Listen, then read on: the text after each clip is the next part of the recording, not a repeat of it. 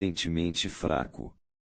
Mais uma vez Alexandre quebrou as expectativas, decidindo de repente fazer o que nunca tinha feito antes, não se apressar. Isso teria parecido sensato quando ele subiu ao poder, mas agora era provável que desse aos persas a única coisa de que eles precisavam: tempo para se recuperar e reabastecer. Mas Alexandre liderou seu exército não para o leste, mas para o sul, pela costa da Ásia Menor, libertando cidades locais do governo persa. Em seguida, ele zigue-zagueou para o leste e depois para o sul novamente, atravessando a Fenícia e entrando no Egito, derrotando rapidamente a fraca guarnição persa ali. Os egípcios odiavam seus governantes persas e receberam Alexandre como seu libertador. Agora Alexandre podia usar os vastos depósitos de grãos para alimentar o exército grego e ajudar a manter a economia grega estável, enquanto privava a Pérsia de recursos valiosos. Conforme os gregos avançavam mais para longe de casa, a marinha persa, que poderia desembarcar um exército quase em todos os lugares do Mediterrâneo para atacá-los pelas costas ou flanco, era uma preocupante ameaça. Antes de Alexandre partir em sua expedição, muitos o haviam aconselhado a aumentar a marinha grega e atacar os persas por mar, assim como por terra. Alexandre os ignorou. Em vez disso, atravessando a Ásia Menor e depois seguindo ao longo da costa da Fenícia, ele simplesmente capturou os principais portos da Pérsia, tornando a marinha deles inútil. Estas pequenas vitórias, portanto, tinham um propósito estratégico maior.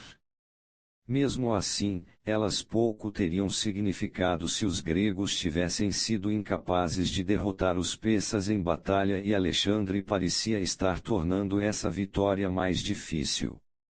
O rei persa, Dario, estava concentrando suas forças a leste do rio Tigre. Ele tinha soldados e o direito de escolher a localização, e podia esperar tranquilo que Alexandre atravessasse o rio. Alexandre teria perdido o gosto pela batalha. As culturas persa e egípcia o teriam amolecido. É o que parecia, ele tinha começado a usar roupas persas e a adotar costumes persas. Era até visto adorando deuses persas.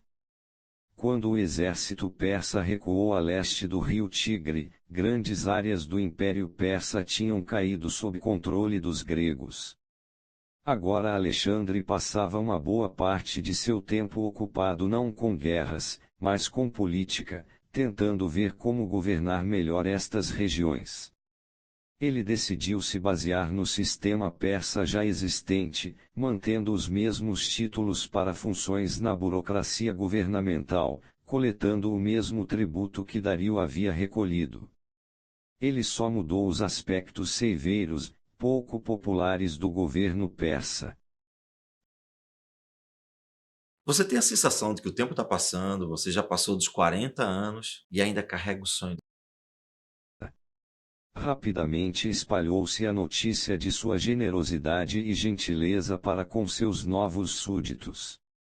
Uma cidade após outra foram se rendendo aos gregos sem lutar, felizes demais por estarem fazendo parte do crescente império de Alexandre, que transcendia Grécia e Pérsia. Ele era o fator unificador, o Deus benevolente que tudo via. Finalmente, em 331 a.C., Alexandre marchou sobre a principal força persa em Arbila.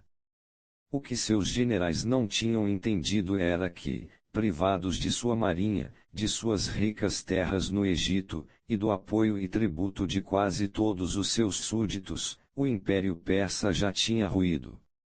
A vitória de Alexandre em Arbila só confirmou militarmente o que ele já havia conseguido meses antes: agora ele era o governante do Império Persa outrora poderoso. Realizando a profecia de sua mãe, ele controlava quase todo o mundo conhecido.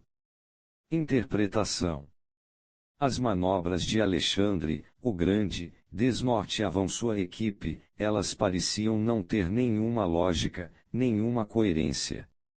Só mais tarde puderam os gregos olhar para trás e ver realmente sua magnífica façanha. Eles não o compreendiam porque Alexandre havia inventado uma maneira totalmente nova de pensar e agir no mundo, a arte da grande estratégia. Na grande estratégia você olha além do momento presente, além de suas batalhas e preocupações imediatas. Você se concentra, de preferência, no que você quer obter no final. Controlando a tentação de reagir aos incidentes quando eles ocorrem, você determina cada uma de suas ações segundo seus verdadeiros objetivos. Você pensa não em termos de batalhas individuais, mas de uma campanha. Alexandre devia seu novo estilo de estratégia à sua mãe e a Aristóteles. A mãe havia lhe dado uma noção de destino e de meta, governar o mundo conhecido. Desde os 3 anos, ele podia ver mentalmente o papel que representaria aos 30. Com Aristóteles, ele aprendeu o poder de controlar suas emoções, ver as coisas desapaixonadamente, pensar antes nas consequências de seus atos. 3 Os zigue-zagues das manobras de Alexandre e você verá sua consistência de grande estratégia. Suas ações rápidas, primeiro contra Tebas, depois contra a Pérsia, funcionaram psicologicamente com seus soldados e seus críticos. Nada tranquiliza um exército mais rápido do que a batalha. A súbita cruzada de Alexandre contra os odiados persas foi perfeita para unir os gregos. Uma vez na Pérsia, entretanto, velocidade era a tática errada.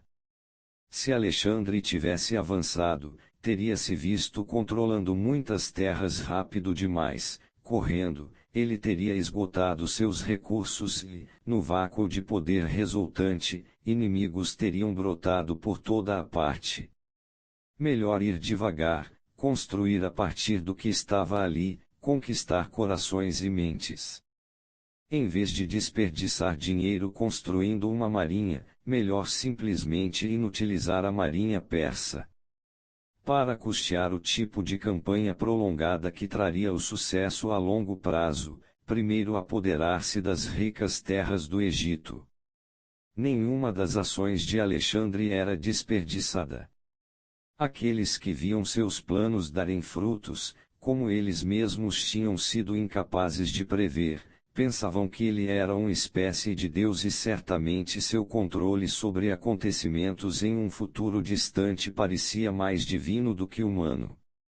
Para se tornar um grande estrategista na vida, você precisa seguir o caminho de Alexandre. Primeiro, esclareça sua vida, decifre seu próprio enigma pessoal determinando o que você está destinado a realizar, a direção para onde suas habilidades e talentos parecem estar empurrando você. Visualize a si mesmo cumprindo seu destino em gloriosos detalhes. Como Aristóteles aconselhou, esta ação me fará avançar para minha meta, esta outra não me levará a lugar algum. Guiado por estes padrões, você não vai perder o rumo. Ignora a sabedoria convencional sobre o que você deveria ou não estar fazendo. Pode fazer sentido para algumas pessoas, mas não significa que tenha alguma relação com suas próprias metas e destino. Você precisa ter bastante paciência para tramar várias etapas à frente e empreender uma campanha em vez de travar batalhas.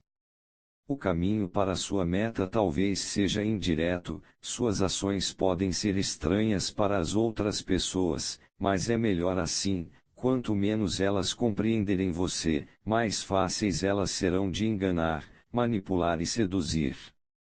Seguindo por este caminho, você ganhará a calma, a perspectiva olímpica que vai distingui-lo dos outros mortais, sejam eles sonhadores que não conseguem terminar nada ou pessoas práticas, prosaicas, que realizam apenas coisas pequenas.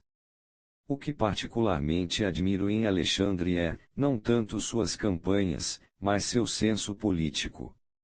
Ele possuía a arte de conquistar o afeto das pessoas. Napoleão Bonaparte, de 1769 a 1821. Guerra total. Em 1967, os líderes do esforço de guerra americano no Vietnã pensavam estar finalmente fazendo progresso. Eles haviam lançado uma série de operações para achar e destruir os Vietcongues, soldados norte-vietnamitas que haviam se infiltrado no Vietnã do Sul e estavam controlando uma grande parte de suas áreas rurais. Estes guerrilheiros eram ariscos, mas os americanos haviam lhes causado grandes perdas nas poucas batalhas em que haviam conseguido forçá-los a entrar naquele ano. O novo governo sul-vietnamita, apoiado pelos americanos, parecia relativamente estável, o que poderia ajudar a conquistar aprovação entre o povo vietnamita. Ao norte, bombardeios haviam derrubado muitos campos de aviação norte-vietnamitas e danificado seriamente sua força aérea.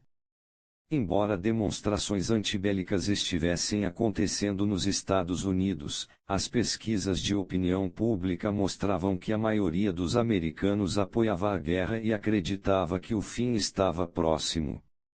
Visto que os Vietcongues e o exército norte-vietnamita haviam se mostrado bastante ineficazes em batalha frente a frente contra o vigor do poder de fogo e da tecnologia americana, a estratégia era atraí-los de algum modo para um grande confronto. Esse seria o momento decisivo da guerra. No final de 1967. Um concurso 28 vezes mais fácil que o último concurso da Caixa Econômica. Guerra. No final de 1967, o serviço secreto indicou que os norte-vietnamitas estavam prestes a cair exatamente nesta armadilha. Seu comandante, o general Viu Nguyen Giap, planejava uma grande ofensiva contra os postos avançados da Marinha Americana em Khe Sanh. Pelo visto, ele queria repetir seu grande sucesso, a Batalha de Dien Bien Phu, em 1954, quando derrotara o exército francês expulsando os franceses do Vietnã de uma vez por todas. Khe Sanh era um ponto-chave avançado estratégico. Ficava a uns 22 quilômetros